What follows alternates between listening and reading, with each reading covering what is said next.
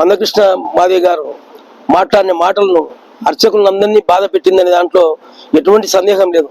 ఎందుకంటే భూమిపైన దేవతలు అర్చకులు అని చెప్పి మొదటి నుంచి కూడా అందరినీ వాళ్ళు సర్వేజన సుఖినోభవంతో అని చెప్పి దీవించే ఎవరైనా ఉండారు, అందరినీ సమానంగా చూసే వ్యక్తులు ఉన్నారు అంటే అది ఒక బ్రాహ్మణులు మాత్రమే. వాళ్ళకు ఉన్నా లేకపోయినా వచ్చినటువంటి వ్యక్తిని సంతోషంగా ఉండు నాయన అని చెప్పి వాళ్ళ చేతులతో మనం ఆశీర్వదించే వ్యక్తులు వాళ్ళు.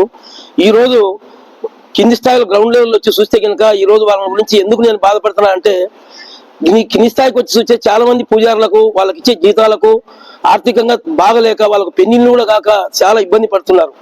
మీరు ఏ విధంగా మీ వర్గీకరణ చేసుకొని మీ వాళ్ళకు ఉద్యోగాలు రావాలని చెప్పి ఎంతో శ్రమించినారు, ఉద్యమాన్ని నడిపినారు, దానికి సంబంధించి మీకు పద్మశ్రీ అవార్డు కూడా ఇచ్చినారు.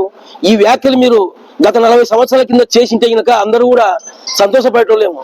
ఎందుకంటే ఈరోజు కులం అనేది వెళ్ళిపోతుంది, వృత్తుల పరంగా కులాలు ఏర్పాటైనాయి, ఇప్పుడు ఆ వృత్తులు కూడా వెళ్ళిపోయినాయి. కులాలు ఏ కులమే వాడైనా కానీ అన్ని వృత్తులు చేసుకుంటున్నారు.